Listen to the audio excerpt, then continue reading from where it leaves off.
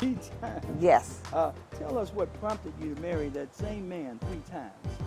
Well, the reason I married him 3 times is because way before I got saved, God said, when you see your husband, you're going to know him. Amen. And see, you don't have to be saved to hear the voice of God and to know that it's the voice of God.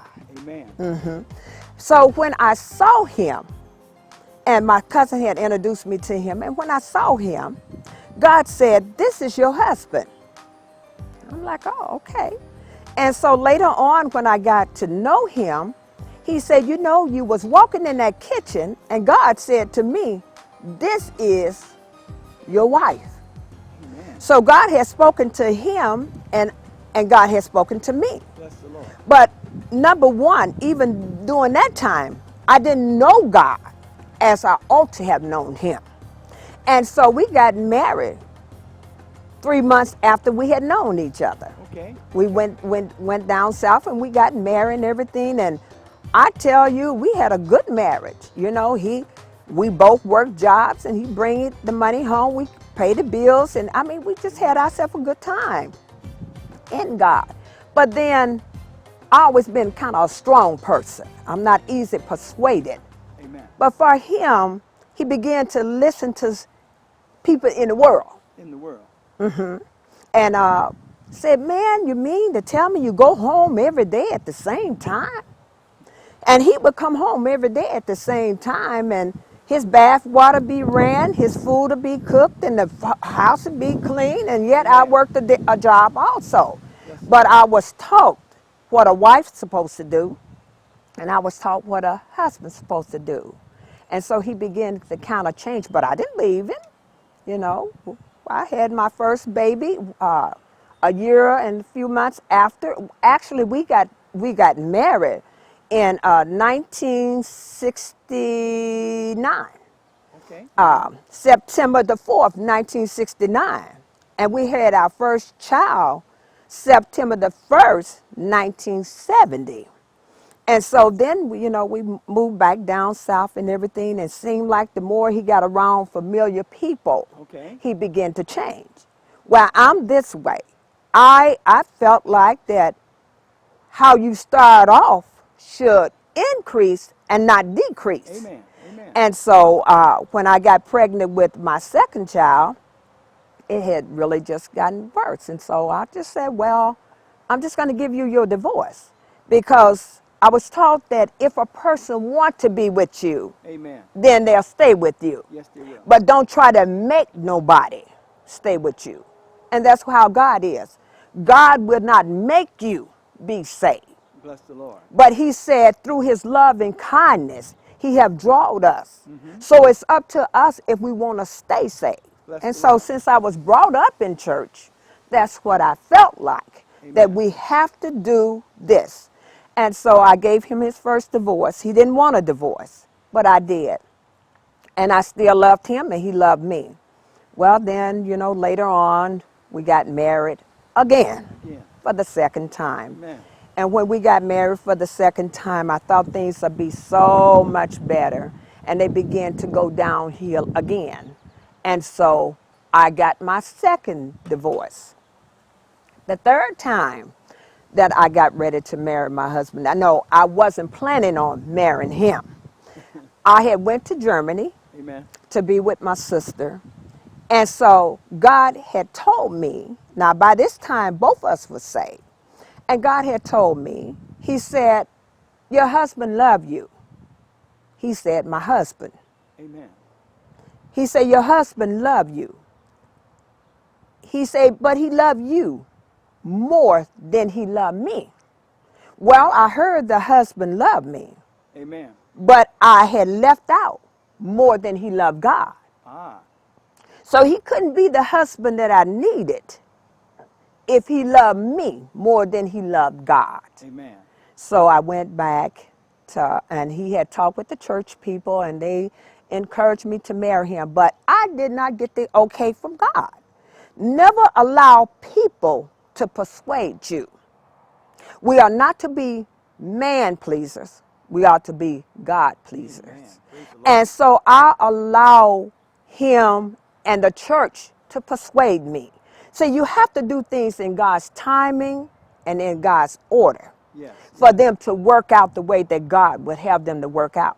Amen. Because I wasn't lonely. Amen. I've never been a lonely person. Bless the Lord. But I allowed myself to be persuaded. So I married him again. And so when God brought the church into existence in 1995, the devil started fighting him, telling him that I loved the church more than I loved him. Well, I loved nothing more than I loved him but God. Amen. Because I was matured in God. And God said, thou shalt have no other God before me. So that means your wife, your husband, your children, your possessions, your money, Yes. nothing should come before God. Bless the Lord. And sometimes we get things out of order, but I kept that right in order because now God had brought me to another place. Hallelujah. Because in 1982 is when he started my teaching ministry. But now God took me into being a leader. And so then more is required. Where much is given, much is required. Yes, it is. So Amen. then I have to keep God first, and I wanted to keep God first. So about 3 months over into full-time ministry, he told me that he loved the world more than he loved God. And so you're going to have to be in unity with God Bless the for Lord. anything Amen. to work. That's right. That's right. And so because he told me he loved the world more than he loved God, that let me know that he could not love me right. Amen. Because Amen. if you don't love God right, you cannot love your mate right. That's right. That's And right. so that did kind of break my heart. Amen. But God said to me, he said, this time, because the first 2 times I took it upon myself to get a divorce. God hates divorces. Uh-huh. He Amen. said, but this time, he said, I give you permission to get your divorce. And I went down and I signed up. Didn't want to, but because I love God more, Amen. and I got my divorce. And so the church thought that I was going to fall apart. I didn't fall apart. But for the first month, you know, a lot of folks don't believe in demonic forces. Amen. But for the first month, for 30 days, 30 days. I complained. I complained about how good I had been to my husband. I was a good wife. And I did this and I did that. And every night, these demonic forces would come in and harass me until the next day. So the 30th day, I sit in that same chair. You know how we have a thing, we do routine You have your stuff. place, yeah. And so I sit there and I said the same words again. And God said to me, well, why did you do it? I said, why did I do it? I said, because I loved him. Amen. He said, well, he don't owe you nothing. When you love a person and whatever you do, they don't owe you nothing. Jesus, God so loved the world Yes, that he he did. sent his son. Yes, he did. He died up on the cross for our sin. Yes, he did. And so many is going to be lost. Yeah. But guess what? He don't owe us nothing. No, he does. He doesn't. He paid the He already price. paid the price. And it's finished. It's finished. And when he said that to me, I was delivered. From that night on, not a demonic force came in my bedroom. Well, you know how it was when Paul was bitten by the serpent. That's right. That's right. And the people stood around. They said, ooh, God must be mad at him. He must have did something. Yes. And then when he shook it off Uh-huh. and felt no harm, Right. they said, oh, he must be a God. That's right. See, people try to put you where they want you to be. Yes. But you're supposed to know who you are yourself. Bless the Lord. He that knoweth his God should do exploits. That's right. You know, you got to know that God made us more than a conqueror.